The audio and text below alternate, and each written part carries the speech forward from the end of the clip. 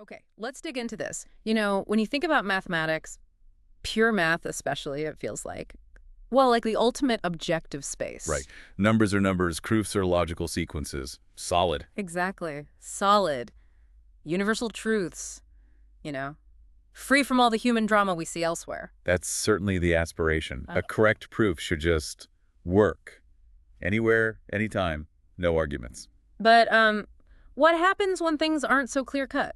When interpretation, trust, maybe even personality clashes start muddying those clear mathematical waters? Well, sometimes it gets surprisingly messy, and that's precisely the story we're exploring today. Right, a really intense academic fight over what could be a huge breakthrough proof for a famous problem, the ABA conjecture. It's got all the elements, really. High stakes, brilliant minds, profound disagreement. And we've got some material to help us navigate it. News reports setting the scene, the actual papers outlining the core arguments and counterarguments. Yeah, and even a Q&A with one of the key figures trying to bridge the gap. Yeah. Sort of. So our goal here is to unpack this complex situation for you. We want to get a handle on the main ideas, the sticking points, the questions, without getting totally bogged down in, the super technical math. Think of it as getting the conceptual lay of the land and understanding why this whole thing matters so much in the first place. Because the ABC conjecture, it's not just some random puzzle, is it? Not at all. It was proposed, about 40 years back? And proving it would be massive. It connects deep ideas about addition and multiplication. And it's like a key, right, unlocks simpler proofs for other big results. Exactly. Famously, it could offer a much more straightforward proof of Fermat's last theorem. Remember that one took centuries to crack? Okay, so let's get a basic idea. What is the ABC conjecture, sort of in simple terms? All right, imagine you have three positive whole numbers, A, B, and C. Simple enough. And they satisfy A plus B is C. Okay, like 2 plus 3 is 5. Perfect. Now you look at the prime factors of each number. So for 2, it's just 2. For 3, it's just 3. For 5, it's just 5. Now you take all the distinct prime factors from A, B, and C and multiply them together just once. That's called the radical of ABC. So in our 2 plus 3, 5 example, the distinct primes are 2, 3, and 5. Multiply them. 2 times 3 times 5 is 30. Exactly. Now the conjecture is about how this radical 30, in our case, relates to the original C, which was 5. Ah, okay. Here the radical 30 is much bigger than C5. Right, and that tends to happen. Let's take another one from the outline. 12 plus 21 equals 33. Okay, 12 is 2 times 2 times 3. Primes are 2 and 3. 21 is 3 times 7, primes 3 and 7. 33 is 3 times 11, primes 3 and 11. So the distinct primes across all three are 2, 3, 7, and 11. Multiply those. 2 times 3 is 6, times 7 is 42, times 11 is 462. And compare that radical, 462, to C, which is 33. Again, the radical is way bigger. Okay, I see the pattern. The ABC conjecture basically says this is usually the case. Formally, it states that C is almost always less than the radical raised to a power slightly bigger than 1, like 1 plus some tiny positive number, epsilon. There are only finitely many exceptions where C might be too large compared to its radical. So it's saying shared prime factors between A, B, and C are somehow constrained. They can't usually pile up too much in a specific way. That's a good way to think about it. It sounds simple stated like that, but proving it rigorously, accounting for those potential exceptions, that's incredibly hard. Which brings us to 2012, Shinichi Mochizuki, Kyoto University. He drops a bombshell, announces he's proved it. Using this completely new, very complex framework he developed. Exactly. Inter-Universal Teichmüller Theory, IUT. The name itself sounds intimidating. And the concept, moving numbers between mathematical universes. Sort of, yeah. It's a radically different way to look at number relationships, transforming problems across different mathematical contexts to reveal hidden structures. But the proof itself, over 500 pages. Wow. And the reaction? Huge excitement, obviously, but also deep confusion. Yeah. Very few people outside Mochizuki's immediate circle in Kyoto felt they could actually understand it, let alone verify it. So it just hung there, this massive potential proof that almost no one could check. Pretty much. Yeah. For years. A very strange situation in mathematics, which relies on verification. Until 2018, when things came to a head. Right. Peter Scholze, a Fields medalist, top of the field, and Jakob Stix, another highly respected mathematician, decided they needed to understand this. They went to Kyoto. They did. They spent time with Mochizuki, trying to get a grip on the core arguments directly. Like a mathematical summit meeting? What was the verdict? Well, after all that effort, Scholze and Stix came away convinced there was a fundamental flaw. A specific flaw. Yes. They pinpointed a crucial step, something called corollary 3.12 in Mochizuki's papers.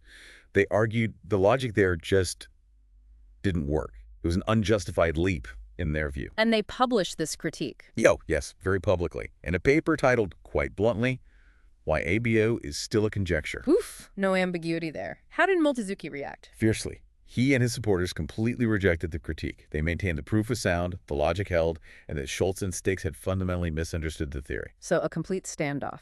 A deep public divide.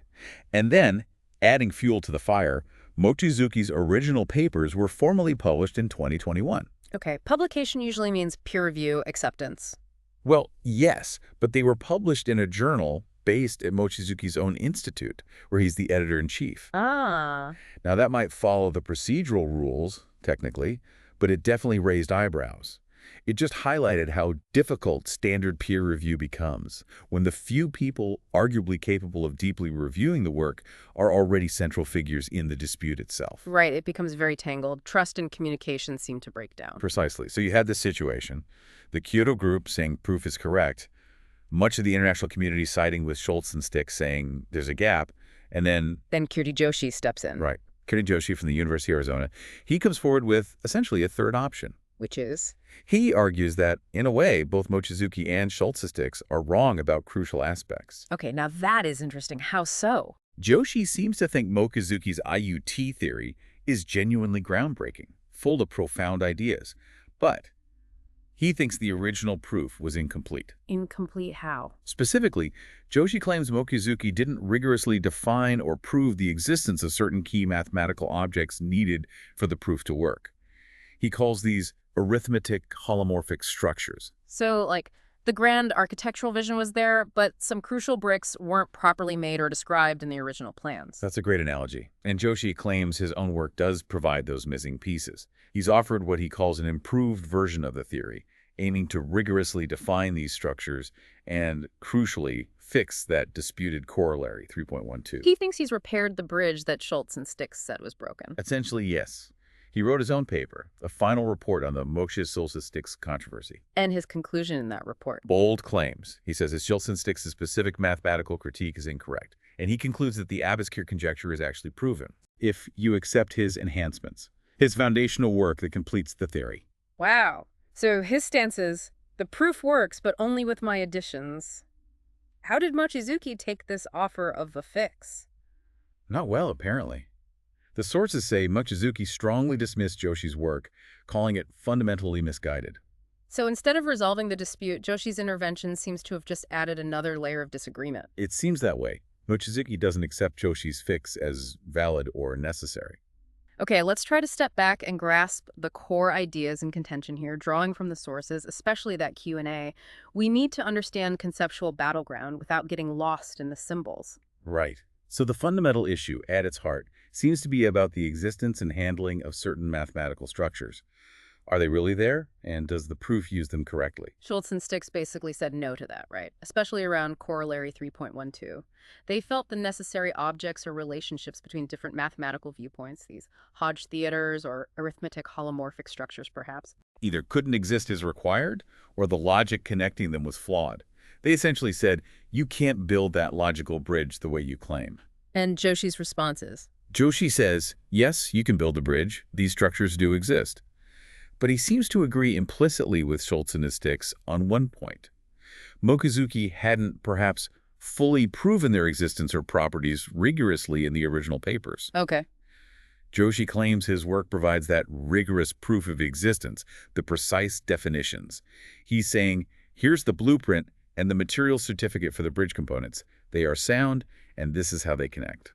So he disagrees with Scholze Stix that they can't exist, but agrees Mochizuki didn't fully nail down that they exist in the original proof. That seems to be the nuance of his position, yes. His work on arithmetic Teichmüller spaces is meant to be that missing foundation. There's also disagreement about where the theory even comes from, conceptually. Mochizuki pointed towards Abelian geometry. He did, but Joshi, in the Q&A source, calls that a red herring. He argues the real root isn't Abelian geometry, which focuses on algebraic fundamental groups, but something deeper, the sheer richness of p-adic arithmetic itself. Specifically, the idea that p-adic arithmetic can exist in many different topologically distinct versions. Different flavors of p-adic numbers, almost. Kind of. And Joshi thinks the theory emerges from understanding the spaces related to these different versions, these arithmetic Teichmüller spaces, rather than just the groups. Spaces first, then groups. And the proof seems to involve averaging over these different versions or structures. The sources mention indeterminacies. Right, because there isn't just one single way these structures manifest. The proof needs to account for the variations. It involves comparing quantities across these different realizations and managing the uncertainties or ambiguities, the indeterminacies that arise when you try to relate them. How do things like Farg-Fontaine curves fit into that picture? Joshi uses them as key examples. He explains they serve as parameter spaces for these arithmetic structures. And importantly, properties of these curves show that there really are many distinct ways these structures can exist. This multitude is essential for the averaging aspect of the proof. So the curves demonstrate the variety that the proof needs to handle. Exactly. They provide concrete evidence for the existence of this necessary diversity. Going back to the Scholze Stix critique of Corollary 3.2, they mentioned issues with relating quantities, like comparing different number lines, and a problematic scaling factor. Yeah, conceptually, their worry was that Mochizuki's argument, at that specific point, seemed to identify or scale quantities coming from different perspectives in a way that wasn't justified.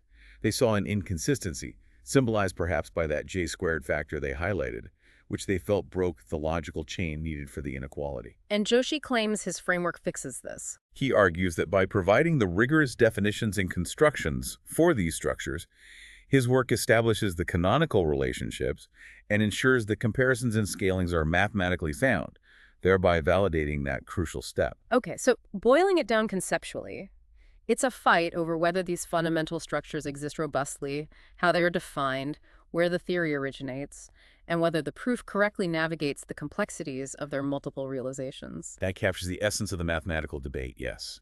The deep conceptual disagreements. But as the news reports really drive home, this isn't just math on a blackboard. It's deeply human. Ego, miscommunication, cultural context, maybe? Absolutely. It's become a story about people and the breakdown of the usual scientific process of consensus building. You have entrenched positions. Most mathematicians outside Kyoto seem unconvinced by the original proof, leaning towards Scholze and Stitz's concerns. Right. Then you have the dedicated group around Mochizuki in Kyoto who firmly believe it's correct as is. And Joshi is sort of in the middle saying, it's provable, but you need my work, and finding resistance from both camps. Exactly. It's a tough spot. And this level of discord makes the normal process of workshops, verification, and gradual acceptance incredibly difficult. It feels like a real impasse. How does the math world move forward? Is there a way to break the deadlock? Well, one potential solution mentioned in the sources tries to sidestep the human element. Formal proof verification, using computers. Feeding the entire proof into a system that checks every single logical step mechanically? That's the idea. Yeah. Computers don't have opinions or biases, they just execute logical rules. If the proof is flawless, the computer should verify it. If there's a gap, it should flag it. Sounds perfect for this situation. What's the catch? The sheer difficulty. Translating Mochizuki's IUT theory, all 500-plus pages of novel concepts and intricate arguments, into a language a computer-proof assistant can understand. It's a monumental task. Some say it might be even harder than developing the theory in the first place. It's certainly a massive undertaking. It requires not just understanding the math, but also expertise in these formal systems. So, while it's a hope for the future, perhaps needing advances in AI-assisted formal methods. It's not a quick fix for right now. No.